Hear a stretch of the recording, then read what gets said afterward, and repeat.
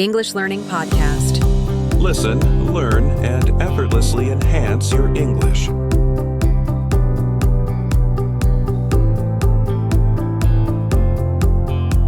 Hello, everyone, and welcome back to English Learning Podcast.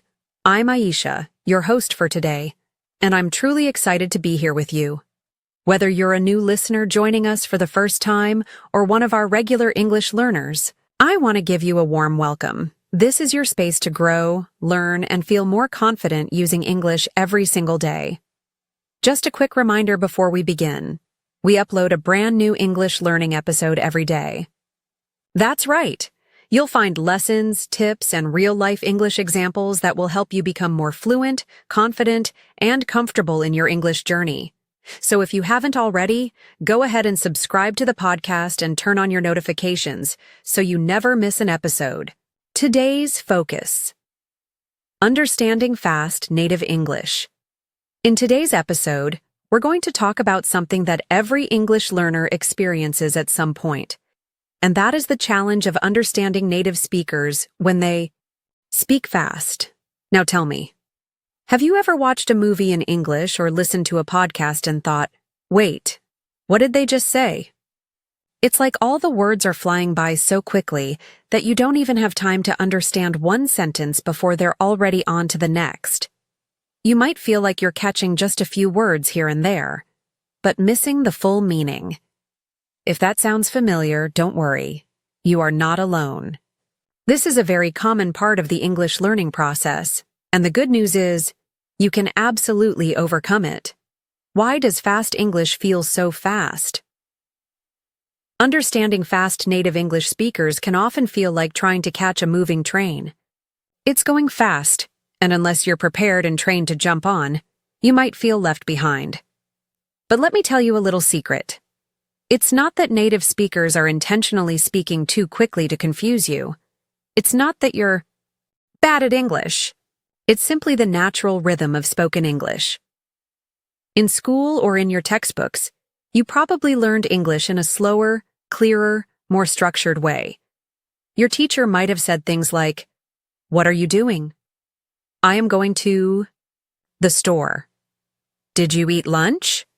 But when a native speaker says those same sentences in real life, especially during casual or emotional conversation, they sound very different. "What you doing?" "I'm gonna go to the store." "Didja eat lunch?" Your brain needs time to adjust. What's happening here is that native speakers are using connected speech, contractions, and blended sounds. And unless your ears are trained to hear those patterns, your brain doesn't recognize the words fast enough. Think of it like a puzzle. If someone gives you each piece slowly and one by one, it's easy to see how they fit together. But if someone throws all the pieces at you at once, it feels overwhelming. So here's what we're going to do in today's episode. Break down the common patterns that make fast English hard to catch. Practice recognizing and repeating connected speech. Give you exercises that you can do every day to improve your listening skills. By the end of this episode, you'll not only understand why fast English sounds the way it does, you'll also feel more prepared to catch it in conversations, videos, podcasts, and real-life interactions. What is connected speech? Let's start with something super important. Connected speech. This is one of the biggest reasons English sounds so fast. In connected speech, words flow together and sounds are dropped, changed, or added between words to make speaking faster and smoother. For example, do you want to eat? Do you want to eat? Could you help me out? Could you help me out? I'm going to see her. I'm gonna see her. Notice how words that are clearly separate when written become blended when spoken. That's connected speech, and it's completely natural for native speakers. It's just the way English flows in everyday life. Mini practice together. Let's try a quick practice. I'll say a sentence slowly, then say it naturally the way a native speaker would. Try to listen carefully, and then repeat after me. Slow. Did you eat already? Natural. Do you eat already? Say it with me. Do you eat already? Let's do. Another one. Slow. What are you going to do? Natural. What you gonna do? Repeat after me. What you gonna do?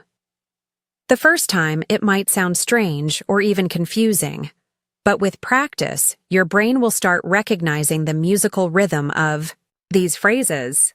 That rhythm is a big part of what makes English sound fluent. Why you might know the words but still not understand.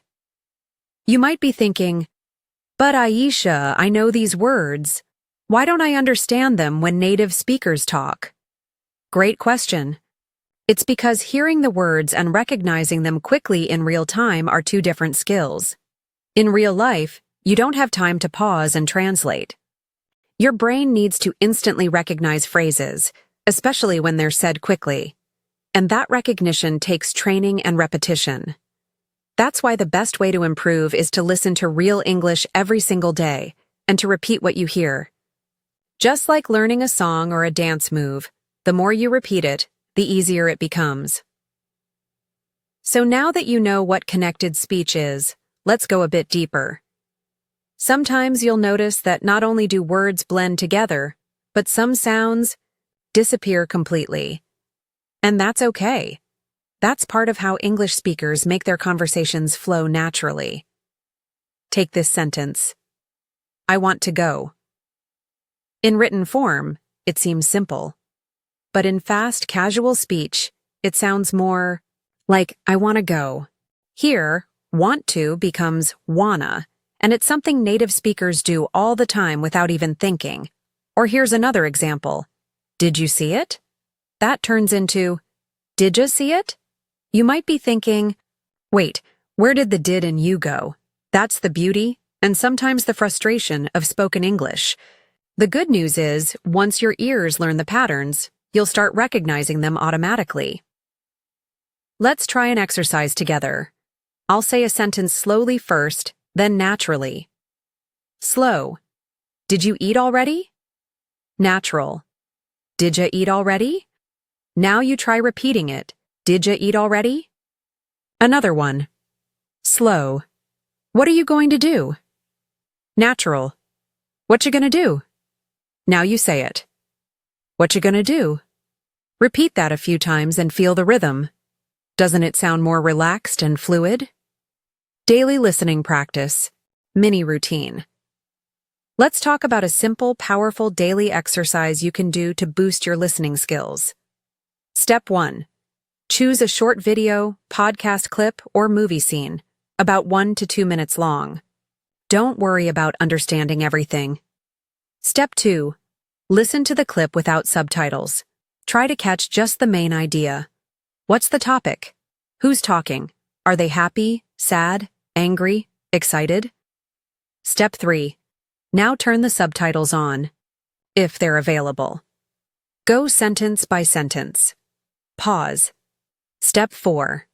Repeat each sentence out loud the way it sounds, not the way it's written. Try to copy the rhythm and flow. Step 5. Listen one more time with your eyes closed. Can you follow more now? If you do this every day, even for just 5 or 10 minutes, your listening comprehension will grow faster than you think. Trust me, you'll start recognizing those fast native phrases more easily. Rhythm and stress in English. Now, let's shift gears and talk about something just as important, and that's rhythm and stress. English is a stress-timed language. That means we don't stress every word equally. Instead, some words get more emphasis, usually the important words, and the rest are said more quickly and softly. Here's an example. I didn't say he stole the money. If I stress different words in that sentence, the meaning changes. I didn't say he stole the money. Someone else said it. I didn't say he stole the money. I never said that. I didn't say he stole the money. Maybe I hinted it. I didn't say he stole the money. Maybe someone else did. I didn't say he stole the money. Maybe he borrowed it. I didn't say he stole the money. Maybe it was some other money. I didn't say he stole the money. Maybe he stole something else. See how the sentence changes entirely depending on which word is stressed. As an English learner, training your ear to hear that stress and learning how to use it is key to both understanding and speaking naturally. Build listening power with repetition and shadowing. There's one technique I highly recommend. It's called shadowing. Shadowing means you listen to a sentence, then repeat it immediately, copying the exact pronunciation, stress, rhythm, and emotion. It's like being a parrot, but smarter. Here's how to do it. Pick a short sentence from a podcast or video, play it and immediately repeat it aloud. Try to match the speaker exactly. Do it 3 to 5 times until it feels natural. Example. Clip. Whatcha up to today? You. Whatcha up to today? Again. Whatcha up to today? One more time. Whatcha up to today? Even just 10 minutes of shadowing each day can dramatically improve your listening and speaking together. Why? Because you're teaching your brain and mouth to move like a native speaker. So let's go back to where we left off. The powerful technique of shadowing. What is shadowing and why is it so effective? Shadowing is a method used by language learners and even professional interpreters. It's simple, but incredibly effective when it comes to improving pronunciation, listening skills, and even speaking fluency. Here's how it works. You listen to a sentence or short phrase, either from a native speaker, a podcast like this, or a video, and as soon as you hear it, you repeat it out loud, trying to match the speaker's pronunciation, intonation, speed, and emotion as closely as possible. You don't pause and then repeat. Instead, you speak almost at the same time as the speaker, like you're their echo, just half a second behind. That's why it's called shadowing. You are literally shadowing their voice. Let's break this down with some simple steps. Step 1. Choose a short audio clip, ideally something between 10 to 30 seconds long. Make sure it features a native speaker talking naturally, not too slowly and not too fast for your level. It could be a scene from a TV show, a podcast, or even part of this episode. Step 2. Listen carefully to the clip a few times. Don't worry about repeating yet. Just get familiar with the rhythm, the tone, and the meaning. Step 3.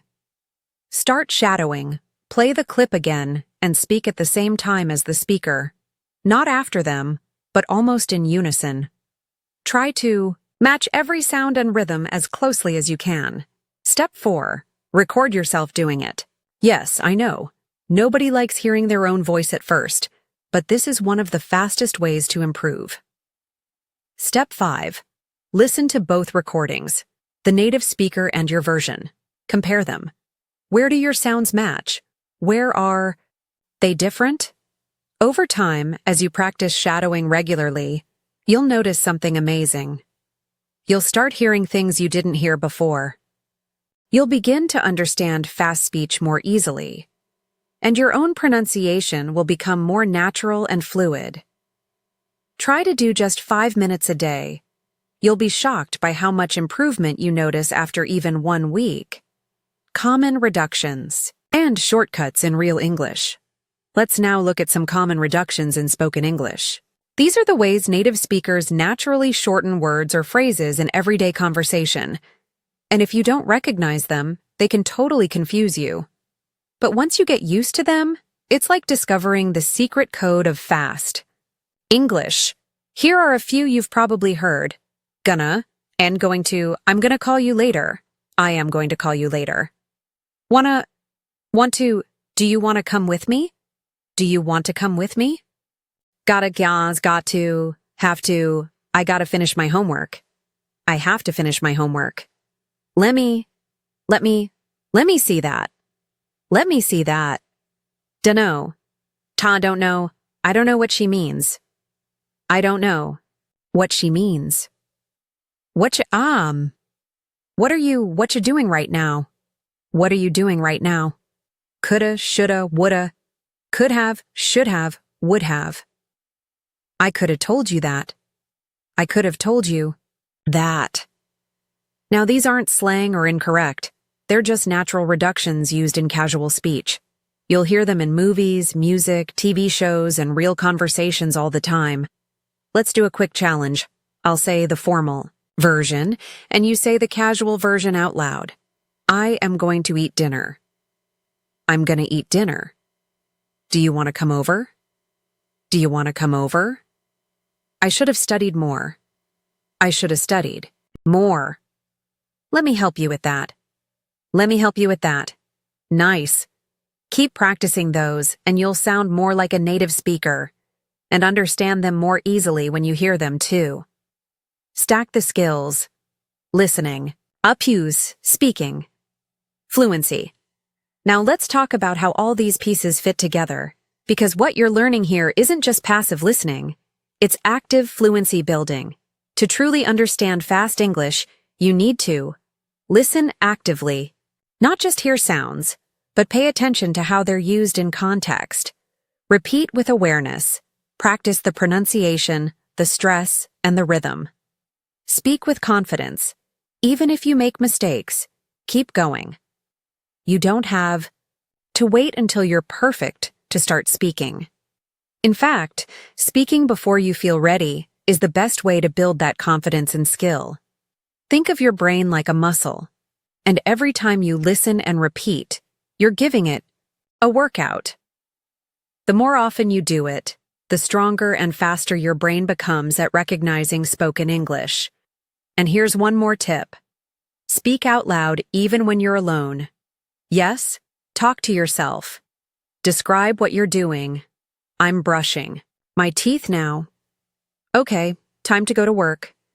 I should remember to buy some bread later. Even simple sentences like that will train your mouth to move in English and help you think in English without translating from your native language. Let's pick up right where we left off, with some more fun practice using casual speech reductions. These shortcuts aren't just about sounding cool or trendy. They help your listening and speaking skills grow in real-life contexts. Because when you start to use them naturally, your speech becomes more fluent, relaxed, and expressive, just like a native speaker's. Let's try a few more practice sentences together. I'll give you the full sentence, then we'll break it into how it sounds naturally. Formal. What do you want to do this evening? Casual. What do you want to do this evening? Formal. Could you help me carry this bag? Casual. Could you help me carry this bag? Formal. I would have gone if I had known. Casual. I would have gone if I'd known. Now pause the episode here and try saying those out loud a few times. You can even record yourself, like we discussed in the shadowing method. Hearing your own voice helps you catch what you're doing well and what you can improve. Listening is not just hearing. It's training your brain. Let's talk about something important. The difference between hearing and listening. When you hear English, maybe in a movie, on the street, or in a song, you're just letting the sound pass through your ears. But when you listen with purpose, you're training your brain to recognize patterns, stress, emotion, and context. This is what makes the biggest difference. Think of your brain like a muscle. The more you train it to catch English rhythm, connected speech, and tone, the more it starts working for you automatically. It's not about memorizing every word. It's about understanding how the language behaves in real time. So even if you only understand 60% of what someone says, if your brain can recognize the flow and tone, you'll still follow the conversation. And with time, that 60% becomes 70%, then 80%, and so on. Real-world tips to boost your progress. Let me leave you with a few simple but powerful techniques you can start using right away to supercharge your English listening. Use English subtitles when watching shows. First, watch without them, then with subtitles, then without again. Slow down audio speed while watching YouTube or listening to podcasts. Most platforms allow you to slow it down to 0.75x or even 0.5x. Repeat small chunks. Rewind, repeat, shadow, break. Down just one sentence per day if that's all you can manage, and do it well. Listen to different accents. English isn't just American or British. Try Australian, Canadian, Irish, South African, and others. This will train your ear to be flexible. Talk to yourself in English. Describe your morning routine, your feelings, your dinner, in English. This helps you think faster in the language and makes listening easier because you're already practicing with real words and structures. Bonus, practice this daily routine. Sample. Here's an example of a daily routine you could follow for just 20 minutes a day. 5 mins, warm-up listening. Listen to a short native-level clip, without subtitles. Try to guess the main idea. 5 mins, focused listening. Listen again with subtitles. Identify reductions and connected speech. 5 mins, shadowing. Repeat each sentence out loud. Record and compare if you can. 5 mins, speaking practice. Summarize the clip out loud in your own words. Try to mimic the rhythm and tone. It's short, it's doable, and it builds real skills. The key is consistency. Final thoughts from Aisha. All right, friend.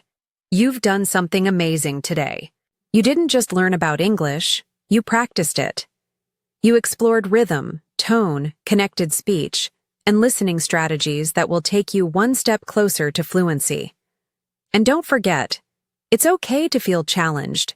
It's okay to rewind 10 times. That's how you grow. I'm so proud of you for showing up today. Keep listening. Keep speaking. Keep practicing. And if you loved this episode, please consider doing a few things to help you stay on track.